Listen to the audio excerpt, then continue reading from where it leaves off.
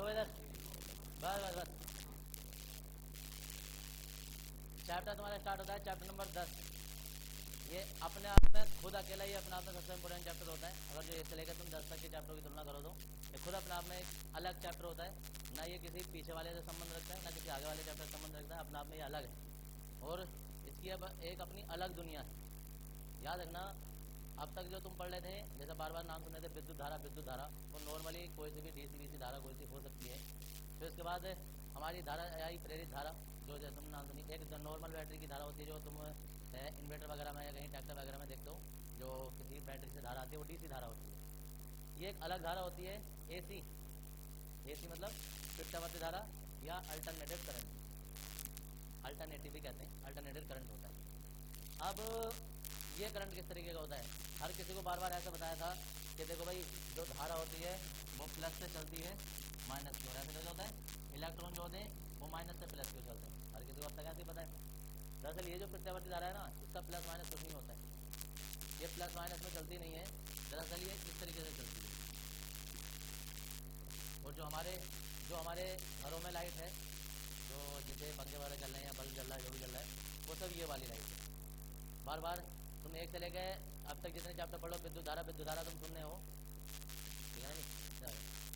विद्युत धारा तुम सुनने हो। धारा का मतलब बार बार ये सोचते होगे कि हमारे घरों में लाइट है, यही विद्युत धारा है। वो वाली लाइट विद्युत धारा नहीं होती है, ये होती है, पढ़ोगे। इसका सब कुछ अपना अलग अलग, सब कुछ अलग अलग मतलब क्या है, बैठ जाओ नहीं करें ये। अब देखो इधर इधर, ये धारा जब इस तरीके से चलती है तो इसके 1 सेकंड में ये 50 बार प्लस और 50 बार माइनस होती है। 50 बार प्लस 50 बार माइनस होने का मतलब है कि तुम्हें सुनकर थोड़ा अजीब लगेगा, लेकिन ये जो हमारे घर में बल्ब जलता है, ये 1 सेकंड में 50 बार जलता है और 50 बार बुझता है, समझिए। लेकिन कोई क्या, हमें तो लगातार जलता हुआ दिखाई देता है, क्योंकि दृष्टि निर्बंधता के कारण रेटिना पर बना हुआ पृथ्वी में इतनी जल्दी मिट नहीं पाता है जितनी जल्दी दूसरा बन जाता है। इसलिए बल्ब जो है वो हमेशा जलता हुआ ही दिखाई देता है, जबकि ये जल भी रहा है और बुझ भी रहा है। इस पोजीशन पर आके जल रहा है, इस पोजीशन पर आके बुझ रहा है, फिर जल जा रहा है, फिर बुझ जा रहा है। ये होता है 50 हर्ट्ज लिखे होते हैं। अगर तुम कोई भी सामान खरीद के लेकर आओ मार्केट से, कोई भी लाइट से चलने वाला सामान, तो उस पर ना ऐसे या तो 50 लिखे होंगे या 60 HZ लिखा होता है। जैसे कहीं भी वोल्टेज ले आओ, टीवी ले आओ, कुछ भी लेकर आओ, इसे सोचते नहीं है। इसका मतलब यही होता है कि ये इस हर्ट्ज की आवृत्ति पर ऑपरेट होता है। अमेरिका वगैरह और देशों में और हर्ट्ज की आवृत्ति होती है। सोचो कि हमारा जो टीवी था वो हम 50 हर्ट्ज वाला उठा के ले गए, अब वो कोई मेड इन अमेरिका मॉडल है या कोई जापानी मॉडल है, इंडिया के हिसाब से नहीं बना है। उनके यहाँ की आवृत्ति कुछ और होगी, 20 होगी या 19-16 की होगी। अब वो जैसे हम इसे ओपन करेंगे, अपना हाथ लगाएंगे, वो ऑपरेट ही नहीं होगा, क्योंकि उसे उसके ऑपरेटिंग वोल्टेज नहीं मिल पाते। इसलिए हर देश की अपनी ऑपरेटिंग फ्रिक्वेंसी होती है, ऑपरेटिंग वोल्टेज होते हैं, ऑपरेटिंग धारा होती है। हमारे यहाँ के ऑपरेटिंग वोल्टेज जो होते हैं, इंडिया के लिए बता रहा हूँ, वो 220 है। कुछ भी सामान लेकर आओ 220 वोल्टेज पर चलेगा। अब कोई यार हमारे यहाँ तो 150 भी एलईडी चल जाता है, वो चल जाता है, लेकिन ऑपरेटिंग वोल्टेज जो कोई भी नॉर्मल सिस्टम चलता है वो 220 पे चलता है।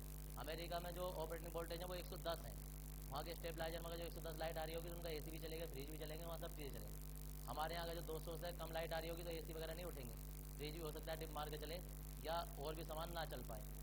तो हर देश की अपनी ऑपरेटिंग वोल्टेज होते हैं। कितने होते हैं वहाँ, जितने भी सिस्टम बनाए जाएंगे वो 110 वोल्टेज के हिसाब से बनाए जाएंगे। हमारे यहाँ जितने बनाए जाते हैं वो सब 220 के हिसाब से बनाए जाते हैं। और पीछे स्टिकर वगैरह या जो नेम प्लेट या जो लगी होती है उस पर भी सब पर लिखा होता है। अगर तुम ध्यान से देखोगे कि 220 वोल्टेज इसमें चाहिए, इतने वाट ये W लिखा होगा, 50 से 60 SZ लिखा होता है। तो ये सब जो लिखा होता है ना, वो इस चैप्टर से संबंधित है। हर एक चीज़ में पढ़ने वाले हैं। एक चीज़ इसमें तुम इस साल नहीं पढ़ोगे और वो था वाट। कोई कितने वाट की चीज़ होती तो कितने धारा या कितनी बोलेगी, तो वाट जो है वो तुम्हारा निकल गया, इस साल के लिए निकल गया, अगले साल तो पढ़ेंगे। तो वाट वाले ये हमारे निकल गए, बाकी वोल्टेज वगैरह हम सभी पढ़ने वाले। इस चैप्टर में सिर्फ एक ही टॉपिक निकाला है और वही वाट। अब देखो प्रत्यावर्ती धारा की परिभाषा क्या है कि वे धारा जिसका परिमाण और दिशा, ये है परिमाण और दिशा समय के साथ बदलती है। पता चला अभी यहाँ थी, अगले सेकंड में देखा तो यहाँ है, अगले सेकंड में देखा तो यहाँ है, फिर यहाँ है। परिमाण भी बदल रहा है, मान यानी कि लंबाई भी, इसकी लंबाई चौड़ाई जो भी होगी यहाँ से यहाँ तक की दूरी वो भी चेंज हो रही है, साथ में दिशा भी चेंज हो रही है। यहाँ चेक करोगे तो इधर दिशा होगी, यहाँ चेक करोगे इधर होगी, यहाँ चेक करोगे इधर होगी। तो समय के साथ प्रत्येक बिंदु पर दिशा भी चेंज हो जा रही है और परिमाण भी चेंज हो जा रहा है। तो ऐसी धारा जिसका परिमाण और दिशा समय के साथ बदलती रहती है वो प्रत्यावर्ती धारा कहलाती है। प्रत्यावर्ती धारा प्रत्यावर्ती वोल्टेज से उत्पन्न होगी या प्रत्यावर्ती विद्युत भाग बल से उत्पन्न होगी। तो हमारा हेडिंग जो है वो प्रत्यावर्ती विद्युत भाग बल है। और प्रत्यावर्ती विद्युत भाग बल बनेगा कैसे, वो चैप्टर नंबर 9 से हमने प्रेरित विद्युत भाग बल जो पढ़ा है वही प्रत्यावर्ती विद्युत भाग बल बनेगा। थोड़ा सा अंतर आएगा कि यहाँ कुंडली बंद ली जाएगी, बस इतना आता है। तो प्रत्यावर्ती विद्युत भाग बल का हम व्यंजक स्थापित कर रहे हैं, ना कि परिभाषा लिख रहे हैं, क्योंकि प्रत्यावर्ती विद्युत भाग बल ही प्रेरित विद्युत भाग बल होता है। इसकी परिभाषा तुमने पढ़ रखी है पीछे चैप्टर में। अभी जो है इसके मैं 2 चित्र बनाने वाला हूँ और वो चित्र तुम्हें बनाने हैं। देखो इधर किसी ने सोचा है कभी कि ये जो लाइट बनी है हमारी, जो पंखे वगैरह ये चल रहे हैं, ये शुरुआत कहाँ से हुई होगी, मतलब बनी कैसे होगी या बनती कैसे है, या कहीं जहाँ से हमारे यहाँ ये लाइट आ रही है वहाँ प्रोसेस क्या चल रहा होगा इसे लाइट को बनाने का, क्या होगा बताओ। अब बहुत सारे लोग ये सोच रहे हैं कि पानी से बनती है, तो बहुत सारे दिमाग में तो ये होगा कि पानी डालते होंगे नीचे को लाइट निकलती होगी, ऐसा कुछ होगा। कैसे बनती,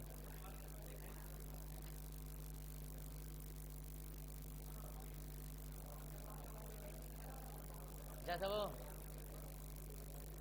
अरे सुनो ना, एक बार नहीं पता ना अपनी लाइफ में मुझसे 10 बार नहीं 20 बार ये क्वेश्चन पूछा गया होगा। गुरुत्वाकर्षण वाला कभी चैप्टर चलता है तो कहते हैं ना सर जी हम जब पृथ्वी के अंदर रह रहे हैं तो इससे बाहर कैसे निकलते होंगे। तो बहुत सारे लोगों के दिमाग में ये होता है कि हम पृथ्वी के अंदर रह रहे हैं और जब फाड़ के कैसे बाहर जाते होंगे। जब बहुत सारे लोग पूछते रहते हैं हमेशा, जब कौन कौन पूछते रहते हैं कि ऐसा होता है कि यार हम पृथ्वी के अंदर हैं, तो बहुत सारे लोगों को ऐसा लगता है कि हम पृथ्वी के अंदर रह रहे हैं और जब हम ये मिसाइल वगैरह या अंतरिक्ष यान जाते होंगे तो यार कहाँ को छेद है यहाँ को जो इसे ऊपर को जाते होंगे। बहुत सारे लोग ये सोचते हैं। ऐसे ही जैसे ऐसे कहते हैं ना कि भाई लाइट बनती है, हर किसी को पता कैसे बनती है, अरे यार पानी से लाइट बनती है। किसी पूछो गांव में भी ना पढ़े अनपढ़ आदमी को पता होगा कि भाई पानी से लाइट बननी है, ठीक है नहीं, पानी से लाइट बननी है। पानी से लाइट नहीं बननी है, पानी के द्वारा लाइट बननी है। पानी से लाइट बनती तो जैसे डीजल से गाड़ी चल रही है, पेट्रोल से गाड़ी चल रही है तो उसके अंदर डाला जाता और उससे चल रही होती वो। तो पानी जो है टरबाइन के अंदर नहीं डाला जाता है, दरअसल उसी पंखड़ियों पर डाला जाता है। और पंखड़ी घुमाने के लिए जरूरी नहीं है कि पानी हो। किसी देश में नदी नहीं है तो इसका मतलब ये नहीं कि उस जगह लाइट नहीं है, लाइट है। उन्होंने कोई और दूसरा सिस्टम ले रखा है, बहुत सारे कोयला जला के बना रहे हैं लाइट। बहुत सारे लोग जो ये सऊदी अरब वगैरह जितनी अरब कंट्री हैं वहाँ पानी वानी नदी वदी नहीं है, तो वो क्या कर रहे हैं, उनके पास डीजल पेट्रोल इतना सारा, उन्होंने जनरेटर इतने बड़े बड़े बना रखे। वो जनरेटर कुल मिला के जो सिस्टम है वो है कि टरबाइन घुमानी होती है। ये इतने बड़े बड़े पंखे होते हैं इसमें, ये पंखों पर पानी की धारा गिरती है, ये घूमने चाहिए तो ये पूरी शाफ्ट वगैरह घूमती है। यहाँ से कुंडली होती है, कुंडली से बद्ध चुम्बक के फ्लक्स में परिवर्तन होता है जिससे एक विद्युत भाग बल उत्पन्न होता है। और यहाँ से ये 4 तारों की लाइट जो है वो तुम्हारी टेरी बांध से मिल जाती है जो कि ये महुआ खड़े को आ रही है तुम्हारी। सिंपल सा प्रोसेस है, कोई ज़्यादा बड़ी वाली रॉकेट साइंस नहीं है। लेकिन हाँ जी, हाँ जी, क्या एक जगह इकट्ठी होती होगी, हाँ उस, अरे ऐसा तो नहीं कि गड्ढे में रोक रखी होगी जब तक टरबाइन चल रही है। नहीं नहीं, जब तक टरबाइन चल रही है विद्युत धारा बन रही है। अब विद्युत धारा जब बन रही है वो डिपेंड करता है कि उन्होंने कितनी बड़ी टरबाइन लगाई है, मतलब कितनी बड़ी एक तरीके से मोटर लगाई है। अब मोटर उन्होंने 120-32 एक 20 वाली लगाई है तो यहाँ से तो 1,20,000 वोल्टेज निकाल ले हैं। अब 1,20,000 वोल्टेज किसी के घर में थोड़ा भेज देंगे, घर उड़ जाएगा पूरा। तो क्या करेंगे, हमें चाहिए 220, 1,32,000 रुपए हैं, इसमें से तुम्हें 220 रुपए चाहिए, बस 220 रुपए चाहिए बोला। तो अब बाकी क्या है, तो ऐसा थोड़ा ना कि बाकी यूजलेस है, कुछ वो तुम्हारी हैसियत इतनी है, घरों की हैसियत इतनी है कि तुम्हें 220 चाहिए। अब फैक्ट्री में इतने थोड़ा ना चाहिए, फैक्ट्री में जब ट्रांसफार्मर बनाने वाली कोई फैक्ट्री है उसे तो खुद 11-12 हज़ार वोल्टेज चाहिए ट्रांसफार्मर को बनाने के लिए, चेक करने के लिए 33-33 हज़ार वोल्टेज चाहिए। तो उनके लिए अलग सप्लाई है, घरों के लिए अलग सप्लाई है। तो जितना तुमने देखा तुमने ये देखा है, पूरी पूरी फैक्ट्री में पूरी पूरी लाइट चली जाती है ऐसी। जो ट्रेनें चलती हैं कोई 220 पे थोड़ा ना चलती हैं, उनके कई कई हज़ार वोल्टेज पे चलती हैं वो, इतने बड़ा इंजन अगर चल रहा होता है तो अलग अलग प्रोसेस होता है अलग अलग चीज़ों का। और कुल मिलाकर हर किसी में ये प्रत्यावर्ती धारा ही लगती है, विद्युत धारा नहीं लगती है। ठीक है जी। अब एक और बात है, सुनो सर, अभी इससे संबंधित बीच बीच में बहुत सारी चीज़ें होती हैं, लेकिन तुलना, अरे सुनो सर, तुलना करने कभी कभी आ जाती है। ये तो होता है AC जो कि ऐसे चलती है, एक होती है DC डायरेक्ट करंट जो बैटरी से निकलता है ये वाला, और वो ऐसे ही चलता है क्योंकि डायरेक्ट होता है, ये ऊपर नीचे नहीं होता। इसमें आवृत्ति होती है, इसमें आवृत्ति नहीं होती है। कौन सा ज़्यादा खतरनाक है,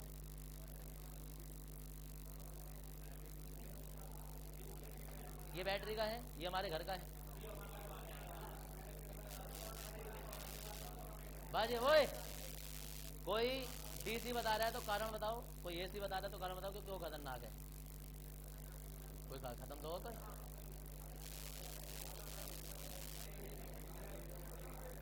चलो फिलहाल,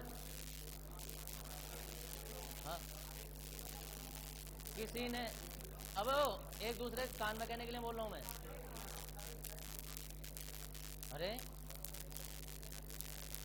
अब यार क्यों बता रहे एक दूसरे को। देख देख देख, तो मुझे बताओगे जो बता नहीं है तो यार। हाँ तो किसी को क्यों बता रहे हो। मना कर रहा हूँ तो भी कभी उधर के कान में बताते हैं, कभी उधर कान में बता रहे हो यार। जबकि उन्हें जिनके कान में बता रहे हो ना खुद नहीं पता। हाँ हाँ हाँ हाँ, अबे वो कहेंगे प्रोफेसर है, तोप है, बम है, क्या है वो जिसे तुम बता रहे हो। उसे बेचारे आप लोग खुद नहीं पता, उसके कान में बता दोगे। हाँ? तो देखो उधर फिलहाल सामान वोल्टेज की अगर जो हम बात करें, वोल्टेज की बात करते हैं, देखो उधर मेरे अगर कोई मुझसे बहस करता है तो मैं तो खैर दोनों ही साबित कर देता हूँ, मेरी टेंशन नहीं है। मैं तुम्हारी बात बता रहा हूँ, समझ गई। अगर कोई ये कहे मुझसे आगे भाई ऐसी खतरनाक है तो मैं डीसी सिद्ध कर देता हूँ फॉर्मूले से कि यही खतरनाक है। और कोई अगर जो ये कहे तो मैं ऐसे सिद्ध कर देता हूँ कि यही खतरनाक है। वो कॉन्सेप्ट वाली बात होती है कि जब किसी का कॉन्सेप्ट जरूरत से ज़्यादा क्लियर हो जाता है ना, तो भाई साहब वो कोई सा इंजेक्शन लगा दे उससे ठीक हो ही जाता है मरीज। ठीक है जी, तो वो सिचुएशन। लेकिन तुम लोगों की बात बता रहा हूँ मैं कि रियल लाइफ में जो होती है वो डीसी ही खतरनाक है। डीसी ही खतरनाक है। क्यों खतरनाक है? क्योंकि इससे एक बार जैसे लाइट से कुछ चिपक गया, लाइट से करंट से किसी भी व्यक्ति को पकड़ लिया, तो क्या होता है कि जब तक यहाँ से यहाँ तक जाता है ना तब तक तो ये लाइट चिपकाई रहती है। यहाँ आके इसके वोल्टेज शून्य हो जाते हैं कुछ क्षण के लिए, समझिए। 1/50 सेकंड के लिए, मतलब 1 सेकंड का 1/50 में भाग के लिए यह शून्य होता है। शून्य के बाद में फिर वो करंट आ जाता है उसमें। तो होता क्या है, कभी कभी ऐसे कहते ना यार उसे लाइट ने फेंक दिया, है ना, कहते ना करंट ने उसे करंट मार दिया, तो थोड़ी देर चिपका गया फिर लाइट ने फेंक दिया। तो होता क्या है कि जैसे कोई करंट से चिपका गया, पकड़ा गया, तो होता क्या है, जोर तो वो भी लगा रहा होता है, भले से जान थोड़ी सी कम हो जाती है, वो छुटाने की कोशिश तो अपना वो करता है। अब छुटाने की कोशिश किस्मत ये है कि अगर वो यहाँ के जब लाइट के वो चक्कर जब चल रहा है, वो यहाँ चक्कर पे है लाइट और वो यहाँ कोशिश कर रहा है, तो जिंदगी में भी भाई साहब अगर उसके पूरा खानदान आकर उसको छुटाए तो भी ना छुटेगा। और उसकी किस्मत अच्छी है, किस्मत अच्छी है कि जोर लगा रहा था वो और चक्कर ये वाला आ गया, तो यहाँ जो है वो छूट जाता है। जब छूट जाता है तो कहते हैं लाइट ने फेंक दिया। फेंक नहीं दिया, उसकी किस्मत अच्छी थी, वो शून्य करंट पर उसने जोर लगा लिया। ठीक है जी। अगर वो यहाँ जोर नहीं लगा पाया तो फिर यहाँ तक खींचता रहेगा, फिर यहाँ आकर उसे चांस मिलेगा बचने का, फिर यहाँ आकर चांस मिलेगा, ऐसे करके यहाँ आकर उसे बचने के चांस मिलते हैं। अगर इस बीच में बच गया तो बच गया, वरना निकल लिया। ठीक है जी। अब बात आती है डीसी करंट की। डीसी करंट कोई भी तार है डीसी का, एक बार पकड़ लिया तो जब पकड़ लिया ना तो अब पकड़ ही लिया, जब तक मरेगा नहीं तब तक भाई साहब छूटेगा नहीं। ये डीसी की खासियत है कि जब तक पूरे के पूरे उसके शरीर से सारे के सारे आयन खत्म ना हो जाएंगे, तब तक जो उसके सारे के हीमोग्लोबिन सब शुष्क ना हो जाएगा, तब तक वो बचेगा नहीं, वो चिपका ही रहेगा। क्योंकि इसमें जीरो होने का चांस नहीं है, डायरेक्ट करंट है, चलेगा तो चलता ही रहेगा। ये बुलडोजर की तरह है कि एक बार इधर को निकल गया तो निकलते ही रहेगा, ये रुकेगा नहीं, ये तो खत्म ही कर देगा। ये डीसी की बात है। लेकिन फिलहाल ये है कि हमारे चैप्टर में डीसी नहीं। अब कोई ये कहे कि यार हम ये डीसी करंट तो बैटरी वाला छूते रहते हैं, दरअसल ये 12 वोल्ट होते हैं।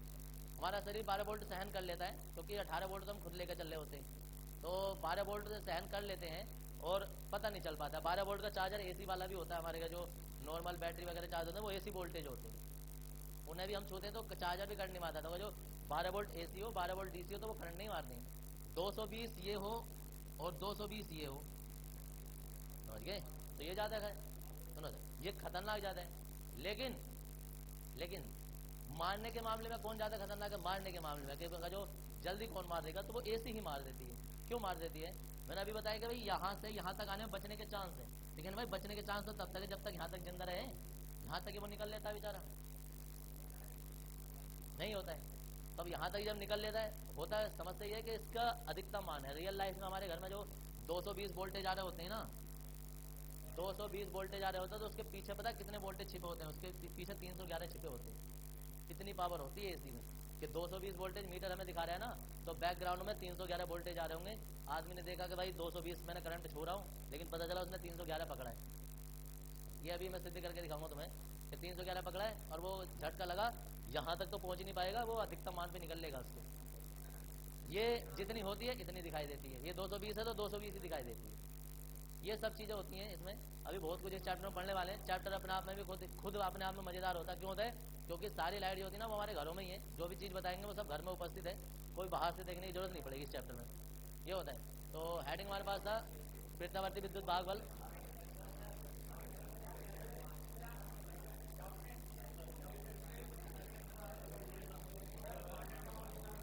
एक सेकेंड, हाँ जी, क्या हो जाता है?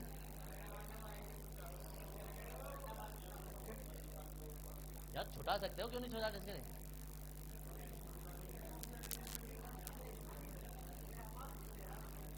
अभी बता रहा हूँ, अभी एक सेकेंड।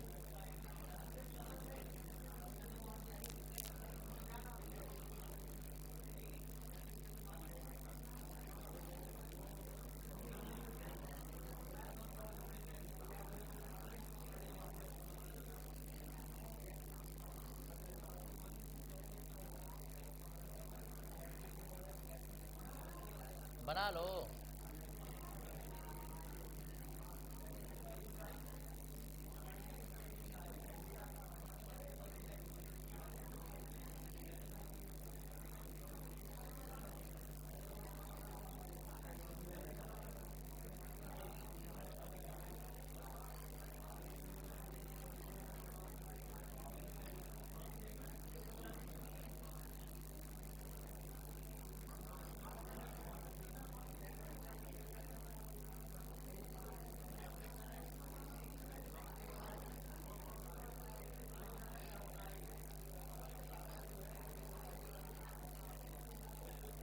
देखो इधर, ये बार बार जो हम जिक्र कर रहे थे टरबाइन टरबाइन, तो दरअसल ये टरबाइन वरबाइन कुछ नहीं होती है, वो यही है।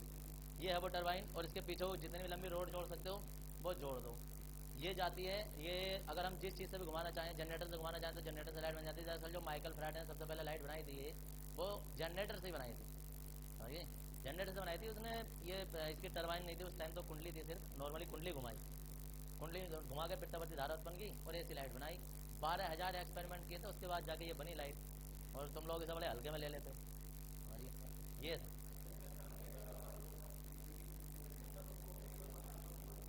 और क्या रखा होगा?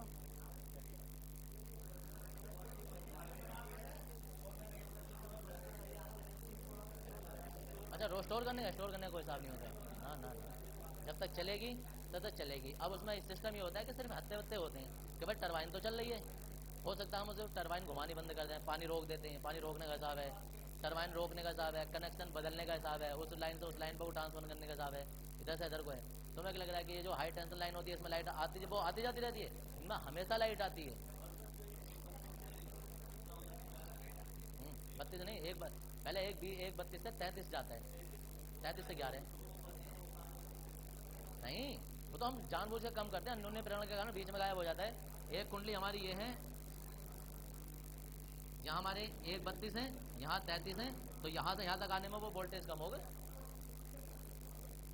अगर हम डायरेक्ट कनेक्शन कर देते तो 132 ही आ जाते, लेकिन हमें 132 चाहिए नहीं ना, हमें 33 चाहिए, तो कैसे कन्वर्ट करें?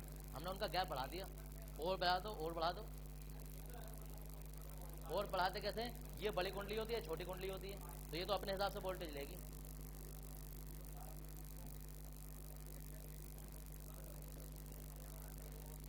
कनेक्शन ऐसे ही चलता है।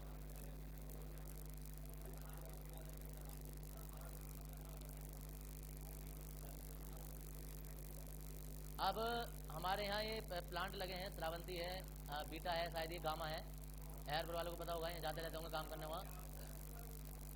हाँ, अरे हाँ, पर ऐसा नहीं है। अभी इंटर पास आउट करने के बाद तुम में से भी ऐसे होंगे बहुत सारे जो वहीं मिलेंगे।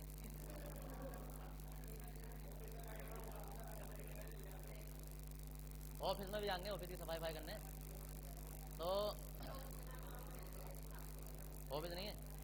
अब सुनो इधर, जो हमारे यहाँ ये प्लांट लगा है, श्रावंती प्लांट लगा है, ये पूरे उत्तराखंड का सबसे बड़ा प्लांट है। टिहरी वाला जो है, नहीं लगा होगा तुम्हारे एयरपोर्ट के पास, कहाँ लगा है? खाई खड़े में लगा है, खाई खड़े।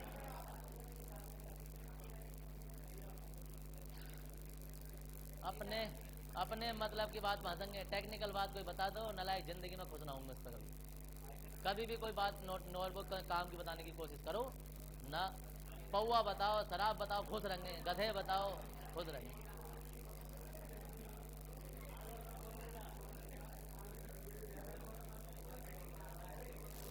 इसमें लिखेंगे, मैंने क्या बता रहा था, वहाँ भी लिखेंगे इसमें दोनों चित्र बनाने।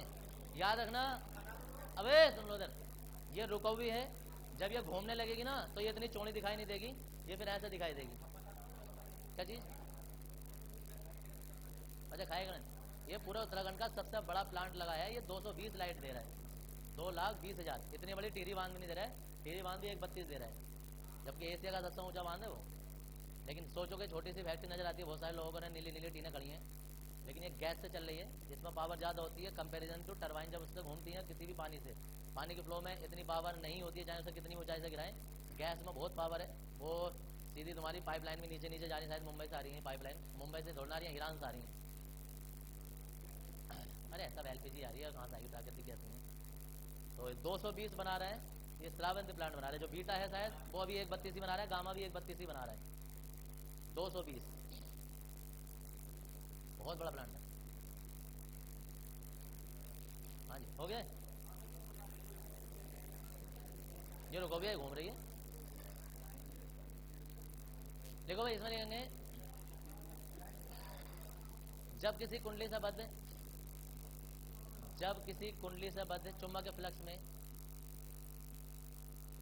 जब किसी कुंडली से बद्ध चुंबक फ्लक्स में परिवर्तन किया जाता है,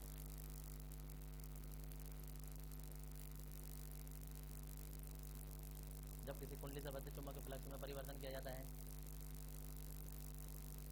तो उसमें एक विद्युत भाग बल उत्पन्न होता है, सॉरी, तो उसमें एक प्रेरित विद्युत भाग बल उत्पन्न होता है, प्रेरित शब्द ऐड करते हैं, तो उसमें एक प्रेरित विद्युत भाग बल उत्पन्न होता है, उत्पन्न होता है। फुल स्टॉप लगा नई लाइन से लिखेंगे, माना प्रेरित विद्युत भाग बल उत्पन्न होता है, नई लाइन से लिखेंगे, माना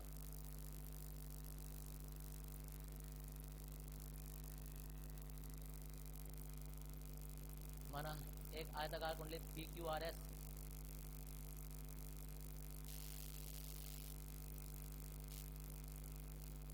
माना एक आयताकार कुंडली PQRS जिसमें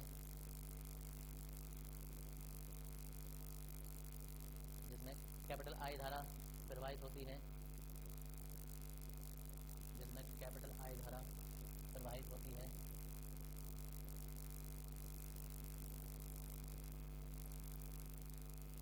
कैपिटल आई धारा प्रवाहित होती है और प्रवाहित होती है, और इस कुंडली का क्षेत्रफल प्रवाहित होती है, इस कुंडली का क्षेत्रफल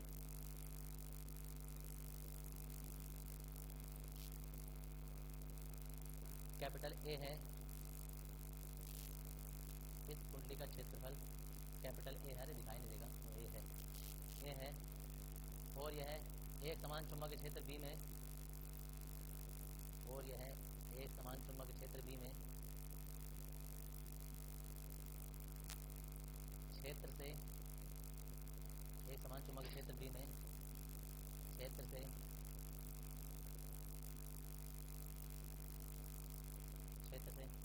थीटा कोण बनाते हुए रखी है, क्षेत्र से थीटा कोण बनाते हुए, एक समान चुंबकीय क्षेत्र बी में क्षेत्र से थीटा कोण बनाते हुए रखी है।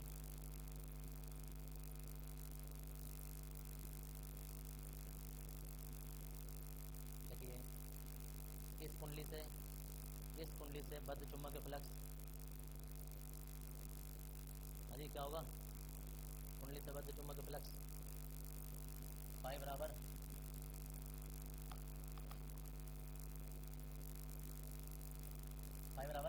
बताओ, बी ए कोस थीटा। अभी ये कुंडली जो है ना सिर्फ रखी है, और इतनी इससे बल रेखाएं गुजर रही हैं, इतनी बल रेखाएं गुजर रही हैं यहाँ से। अब हम कुंडली को घुमाने वाले हैं, तो क्या करेंगे, यदि कुंडली में कैपिटल एन फेरे हैं, और इसे ओमेगा कोणीय वेग से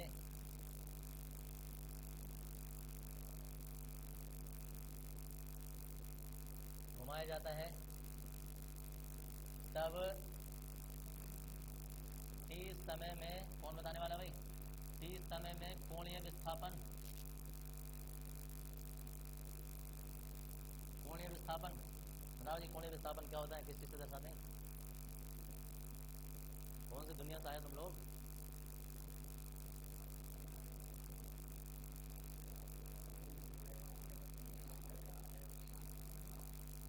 कोणीय विस्थापन ओमेगा और कोणीय वेग,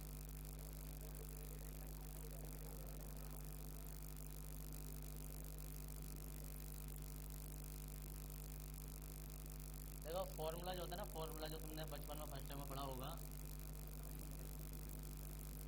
कोणीय विस्थापन परिवर्तन की समय दर को कोणीय वेग कहते हैं। विस्थापन परिवर्तन की समय दर वेग होती है, तब कोण कोण चल रहा होता है ना, तो ये होता है। तो थीटा का मान जब निकालेंगे ना, डब्लू नहीं है ओमेगा, थीटा बराबर ओमेगा टी। तो हम पाई का मान बता देंगे, फिर पाई बराबर क्या हो जाएगा, बी ए थीटा की जगह समीकरण नंबर 1 आ गई। फैराडे के नियम से लगा दो भाई, कुंडली हमने घुमा दी, तो फैराडे का नियम काम करेगा इस पे।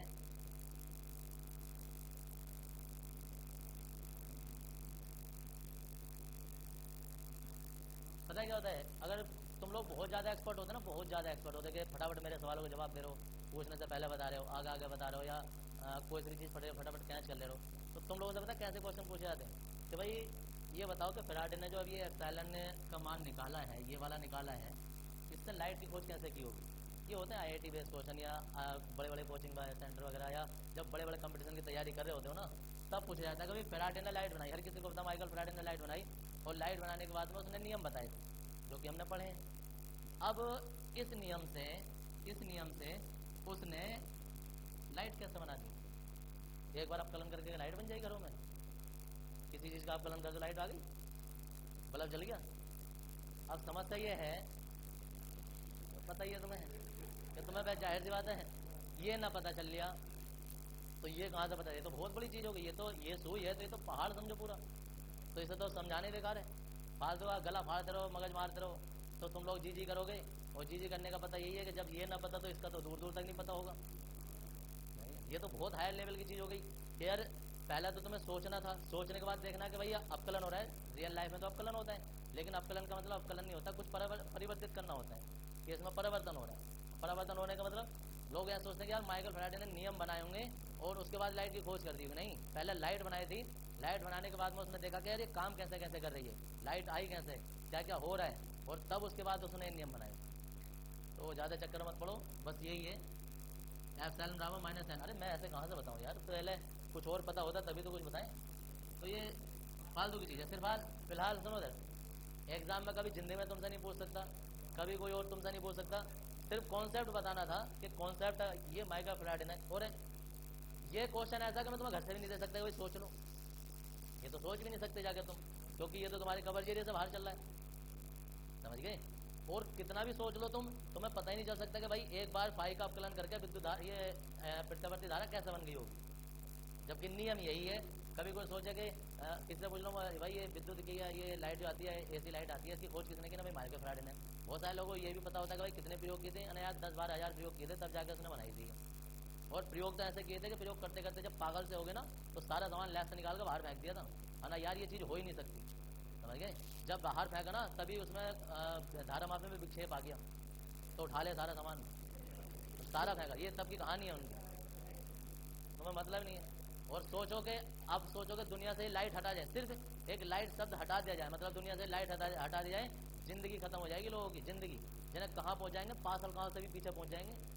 अगर सिर्फ लाइट ही बंद कर दी जाए पूरी दुनिया की, तो कुछ नहीं चलेगा, ना नेट चले ना कुछ चले, कुछ भी नहीं चल सकता, कुछ भी नहीं, सब खत्म। तो लाइट है, सब कुछ हमारे ये AC करंट। अब देखो उधर, अब हम जरा अपने आर्टिकल पाते हैं, पाई का मान हमारे पास, हम इसका अपकलन करेंगे। अरे सुन लो यार, अब अरे ये नहीं बता सकते भाई, कैसे बता देंगे यार, कहाँ से बताऊँ, बताओ सुनो उधर, कहाँ से शुरुआत करूँ, मुझे तो ये समझ में नहीं आ रही कि किसी को अगर मुझे ये बताना हो तो मैं शुरुआत कहाँ से करूँ, शुरू से। यानी कि ये सारे चैप्टर का, अब सोचो पूरी विद्युत जो है वो इस नियम के इर्द गिर्द घूम रही है। अब ये नियम कहाँ से चल रहा है भाई साहब? ये नियम तो पहली बात तो 9वें चैप्टर से नहीं, और पीछे से उठाते कड़ी बाई कड़ी जुड़ती जा रही है, क्योंकि जब तक विद्युत शब्द आएगा तब तक ये चलना शुरू हो जाएगा। अब कहाँ से जोड़ें? तो जोड़ने का मतलब ये, अभी परसों का किसी से फॉर्मूला पूछ लो भाई चालन धारा क्या होती है, विस्थापन धारा क्या होती है, तो विस्थापन धारा का ही ना पता तो किसी को क्या बताएं। अब तुम कब बताओ, तो ये पता क्या होता है, ये सिर्फ मुझे अपना आपको समझाना होता है कि भाई मैं समझा दूँ। समझाने का मतलब नहीं है सामने वाला बंदा सुनने के लिए भी तो तैयार हो, और दूसरी बात क्या है कि सामने वाले बंदे को उतना आना भी चाहिए। कहाँ से बताएं, ये तो सारी चीज़ों को जोड़ कर बताना होता है। फिलहाल तुम्हारे लिए शॉर्टकट में इतना है कि जब माइकल फैराडे ने जब प्रयोग किए तो उसने सिर्फ ये देखा कि जब हम कुंडली को घुमा रहे हैं ना तो इसमें चुंबक के बल लिखा है कम हो रही थी, कुछ ज़्यादा कभी कम, कभी ज़्यादा कभी कम। तो उसने देखा जब चुंबक के बल लिखा है कम अधिक हो रही है तो इसमें एक धारा उत्पन्न हो जा रही है। अगर कम अधिक नहीं हो रही है, स्थिर रह रही है, तो धारा उत्पन्न नहीं हो रही है। जब हम इसे घुमा रहे हैं तो कभी चुंबक के बल लिखा है कम हो रही है, कभी ज़्यादा हो रही है, तो इससे क्या हो रहा है, चुंबक के फ्लक्स में परिवर्तन हो रहा है। और एक तो नॉर्मल धारा उसने भेजी जो भी भेजी, लेकिन एक नई धारा उत्पन्न हो जाती है। उस धारा से उसने AC लाइट ली है आगे को, वो भी इसके कारण। तो याद रखना ये जो d/dt है ना, ये अपकलन नहीं हो रहे हैं, ये दरअसल कुंडली घुमाई जा रही है, परिवर्तन हो रहा है। किसके साथ? समय के साथ।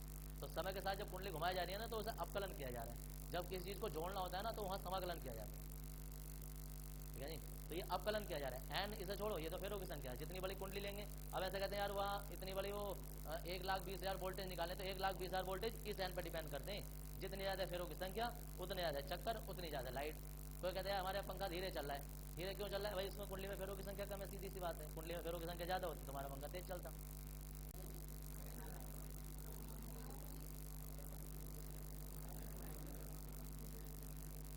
हाँ भाई, मैथमेटिशियन होशियार वालों बताइए जरा अपकलन क्या होगा इसका?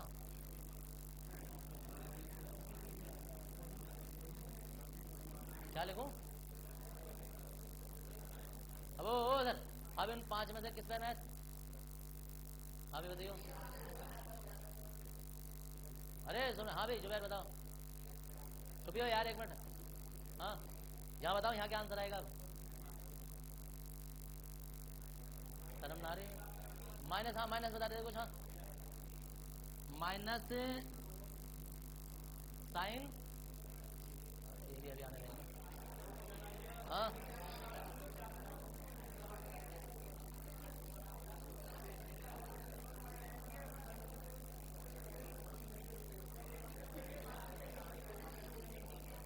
लड़कियों में से किसने?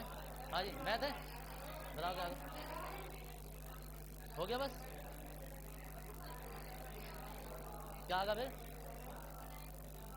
1 आएगा। अरे यार अब ओए तुझे यार,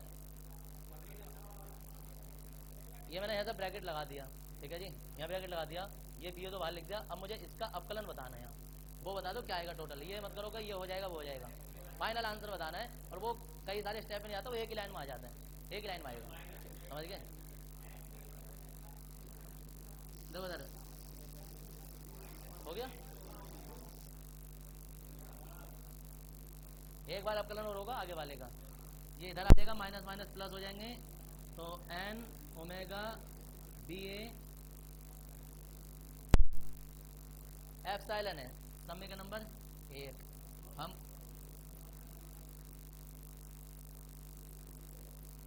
अधिकतम मान के लिए, देखो सर अधिकतम मान के लिए ना साइन थीटा का अधिक से अधिक मान कितना होता है?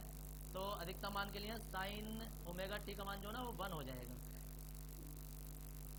तब एप्सिलॉन जो होगा ना वो एप्सिलॉन नोट से दर्शाते हैं, याद रखना। जब इसका अधिकतम मान निकालते हैं तो एप्सिलॉन का मान बदलकर एप्सिलॉन 0 हो जाता है, इसे अधिकतम मान कहते हैं विद्युत भागबल का। तो यहाँ तो हो जाएगा एप्सिलॉन नोट, और यहाँ हो जाएगा एन ओमेगा बी ए इंटू 1, यानी कि एप्सिलॉन नोट बराबर एन ओमेगा बी ए हो जाता है समीकरण नंबर 3। ऐसा क्यों किया है? क्योंकि हम इतने की जगह ना, इतने की जगह ये एप्सिलॉन नोट लगा सकते हैं। तो वापस ये वाला मान उठा के समीकरण नंबर 2 में लगाते हैं। तो जी समीकरण नंबर 2 से, और समीकरण नंबर 2 जो है एप्सिलॉन बराबर एप्सिलॉन नोट, देखो इतने की जगह epsilon not sine omega T. यदि देखो इधर काम की बात अब आ रही है जरा, यदि कुंडली बंद है, बंद कुंडली है, तब यह प्रत्यावर्ती विद्युत वाहक बल, विद्युत वाहक बल कहलाता है। और कुंडली में प्रेरित धारा प्रत्यावर्ती धारा कहलाती है।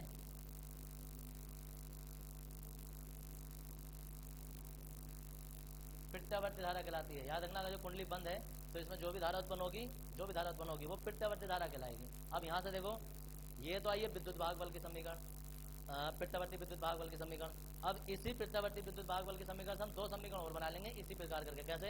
एक तो प्रत्यावर्ती धारा की समीकरण बनाएंगे और प्रत्यावर्ती वोल्टेज की समीकरण बनाएंगे। तो हम कहेंगे इसी प्रकार, ये आएंगे जो पूरे चैप्टर में तुम्हारे चलेंगे अभी। इसी प्रकार प्रत्यावर्ती धारा की समीकरण और प्रत्यावर्ती धारा की समीकरण आ जाएगी I बराबर I0 साइन ओमेगा टी। देखो विद्युत भाग बल की जगह विद्युत धारा हो गई है। और प्रत्यावर्ती वोल्टेज जो तुम स्टेबलाइजर में अपने घरों में देखते हो, प्रत्यावर्ती वोल्टेज की समीकरण, और वो B बराबर B0 साइन ओमेगा टी। ये दोनों समीकरण चलेंगे पूरे चैप्टर में। ये तो बस तुम्हें यही दिख रही थी, इसी के कारण हमने बना दिया, क्योंकि जब ये उत्पन्न होगा तभी ये भी उत्पन्न होगा और ये भी उत्पन्न होगा। ये होता है। और ये कब उत्पन्न होता है? जब कुंडली को घुमाया जाता है। तो यहाँ से यहाँ तक, और ये सब उतार लेंगे यहाँ तक। अब इसके ग्राफ बनेंगे तो प्रत्यावर्ती धारा के ग्राफ कैसे कैसे होते हैं। हाँ जी, इतना बता